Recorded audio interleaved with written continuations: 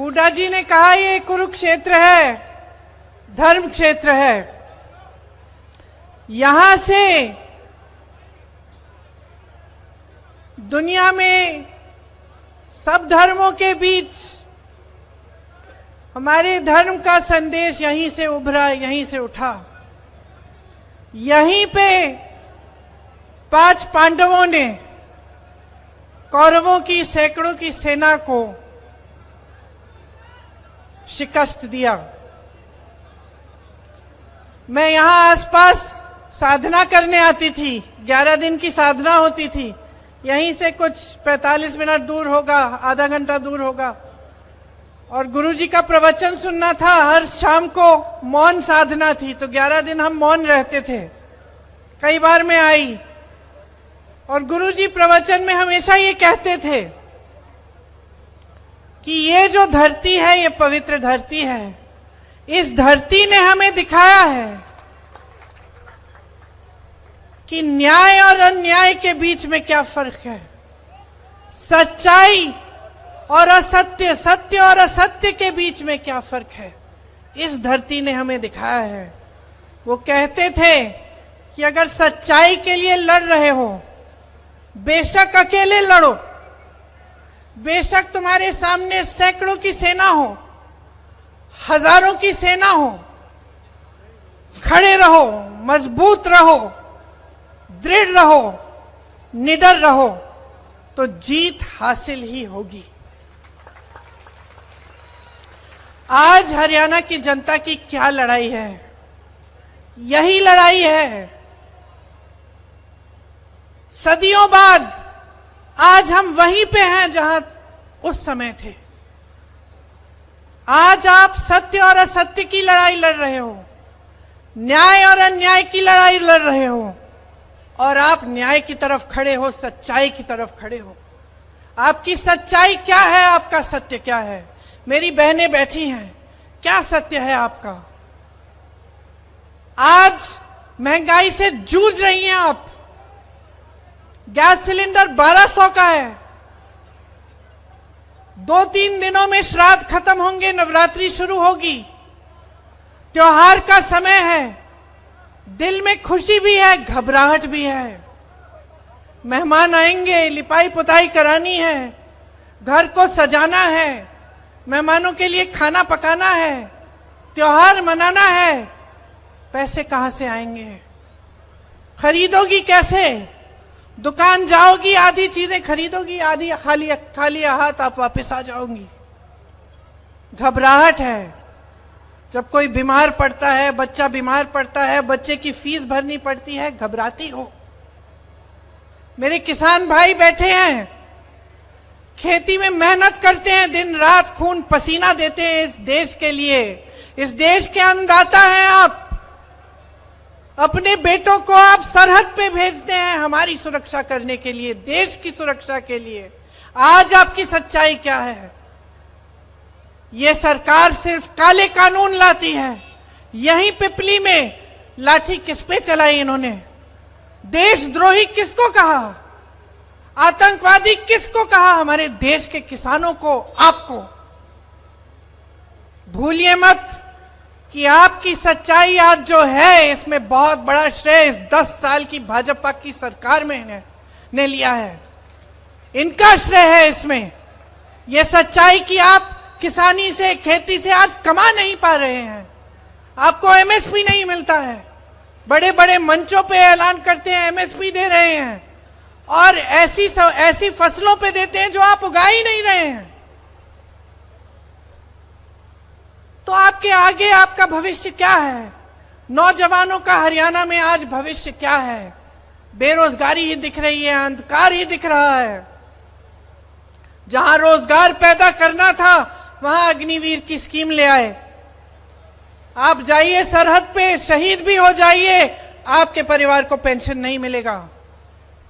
और 4 सालों की आप सेना में आप भर्ती करेंगे, उसके बाद आप घर आएंगे, फिर से बेरोजगार हो जाएंगे। ये मिल रहा है आपको अपनी शहादत के लिए, अपनी मेहनत के लिए, अपने देश के प्रति, अपनी देशभक्ति के लिए। मोदी जी की पूरी सरकार और इस प्रदेश की सरकार सिर्फ बड़े बड़े उद्योगपतियों के लिए चल रही है। अडानी जी, अंबानी जी के लिए सब कुछ हासिल कर सकते हैं, सब कुछ उनके लिए है।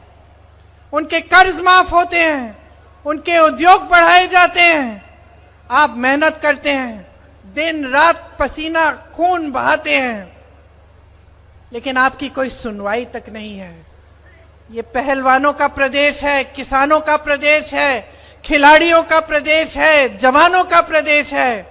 आपने पाला पोसा है जवानों को, खिलाड़ियों को।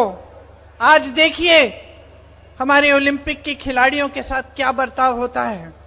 मैं गई थी उस आंदोलन में। आंदोलन क्या, वो बेचारी लड़कियां सड़क पे बैठी थी कि हमारे साथ न्याय होना चाहिए। मैं गई मिलने, और उन बहनों ने मुझे क्या बताया। बहनें सुनिए, उन्होंने कहा, दीदी हम ओलंपिक का मेडल लाए थे, मोदी जी ने हमें घर बुलाया, हमें चाय पिलाई, फिर हमारी साथियों के साथ इतना बड़ा अन्याय होता है। हमने सोचा कि अगर हम सड़क पर आकर बैठ जाएंगे, हम न्याय मांगेंगे, तो मोदी जी हमारी सुनवाई करेंगे, हम आवाज उठाएंगे। ओलंपिक के मेडलिस्ट हैं तो हमारी आवाज वो सुनेंगे। रो रही थी। कहा, दीदी हमारे पास हमारे लिए 5 मिनट का समय नहीं था। मोदी जी का घर मालूम है कितनी दूर है उनके आंदोलन स्थल से? उनके आंदोलन स्थल से मात्र 10 मिनट दूर है। गाड़ी में बैठते 10 मिनट में पहुंच जाते। अरे उनको घर बुला लेते, जैसे जब मेडल लाए थे तब बुलाया था, लेकिन कुछ नहीं किया मोदी जी ने, कुछ नहीं किया। ये लड़कियां रोती रहीं, आज लड़ रही हैं, न्याय के लिए लड़ रही हैं। कांग्रेस पार्टी की उम्मीदवार बनी है विनेश, हिम्मत वाली लड़की है, वो हरियाणा की पहचान है। मैं उसको देखती हूं, मैं हरियाणा की हर लड़की को देखती हूं, जब भी उसको देखती हूं मुझे गर्व होता है। वो जब आई हमसे मिलने, उन्होंने ये नहीं कहा कि मुझे शान चाहिए, शोहरत चाहिए, सत्ता चाहिए। उन्होंने कहा कि अगर मेरी राजनीति में आने से मेरे आंदोलन को मजबूती मिलेगी, अगर हरियाणा की मेरी बहनों को न्याय मिलेगा, तभी मैं राजनीति में आऊंगी, मैं उनके लिए लड़ूंगी। ये है आपकी भावना। तो मैं ज्यादा लंबा नहीं बोलना चाहती। मेरे भाई मजाक कर रहे थे, अभी मेरे से कह रहे थे तुम कम से कम 45 मिनट के लिए बोलती हो, उससे कम नहीं बोलती। तो मैं थोड़ा कम बोलूंगी। ज्यादा लंबा नहीं बोलना चाहती, बस ये कहना चाहती हूं कि देखिए आप में सब कुछ है, हिम्मत है, शक्ति है, वीरता है, देश को दिखाया है, और सदियों से आपने देश को दिया है, अपना पसीना, अपना खून, अन्न, सब कुछ दिया है। आज अपने लिए हक मांगो, अपना अधिकार मांगो। ये आपका अधिकार है, आपका हक है कि आपके लिए जो सरकार बने वो आपके लिए नीतियां बनाए, कि जो नेता आपके सामने आए सर झुका के आए, घमंड करके ना आए, 56 इंच की छाती वाली बातें ना करे, ये बात करे कि तुम ही मेरे भगवान हो, कि ये पब्लिक है जिसने मुझे बनाया है, और क्योंकि इस पब्लिक ने बनाया है इसलिए मेरा दायित्व है, मेरी जिम्मेदारी है कि मैं इस पब्लिक, यहाँ के किसानों को, यहाँ के मजदूरों को, यहाँ की महिलाओं को, यहाँ के नौजवानों को आगे बढ़ाऊं, उनका विकास कराऊं। और आप में बहुत विवेक भी है, आप पहचान जाते हैं हर चीज। आप आज पहचान रहे होंगे कि भाजपा के नेताओं ने क्या क्या कहा और क्या करके दिखाया। अभी भैया और मैं कुछ परिवारों से मिले, वो जो फैमिली आईडी है उसके बारे में वो बता रहे थे कि फैमिली की आईडी बनानी होती है, उसमें हर परिवार के सदस्य की आमदनी, चाहे 17-18 हो परिवार के सदस्य, चाहे अलग अलग परिवार के यूनिट ना हो, मतलब एक भाई, उसकी बीवी, उसके बच्चे, दूसरा भाई, उसकी बीवी, उसके बच्चे, सबकी आमदनी जोड़ के सरकार क्या कर रही है, आपको सरकारी स्कीम से निकालने का काम कर रही है। मतलब वो बता रहे थे कि दीदी हमारी सदस्य 4 सदस्य हैं, हमारा ये नया पहचान पत्र इन्होंने बना दिया, अब कहते हैं कि तुम्हारा बच्चा सरकारी स्कूल में नहीं जा सकता क्योंकि तुम्हारी आमदनी बहुत बढ़ गई है। इसी तरह से सबकी आमदनी जोड़ के जो किसान की सुविधाएं हैं, जो मजदूरों की सुविधाएं हैं, सब बंद हो रही हैं। ये सारा काम जो हो रहा है सिर्फ बड़े बड़े उद्योगपतियों की भलाई के लिए हो रहा है, आपके लिए नहीं हो रहा है। आप आंखें खोलो, पहचानो कि सच कौन बोल रहा है, झूठ कौन बोल रहा है। कौन 8000 किलोमीटर इस देश में चलता है इस देश को एक रखने के लिए, और कौन 8000 किलोमीटर दूर दुनिया के हर देश में भ्रमण करता है, लेकिन आपकी समस्याओं को सुनने के लिए, आपके किसानों से मिलने के लिए 5 मिनट नहीं निकालता। पहचान लीजिए कि आज जो आपकी सच्चाई है उसको आप ही बदल सकते हैं। आपका अधिकार है, आपका हक है, और इस संविधान ने आपको ये शक्ति दी है। ये जो गीता में बातें लिखी हैं सत्य और असत्य के बारे में, सत्यमेव जयते हमारे संविधान में भी लिखी हैं।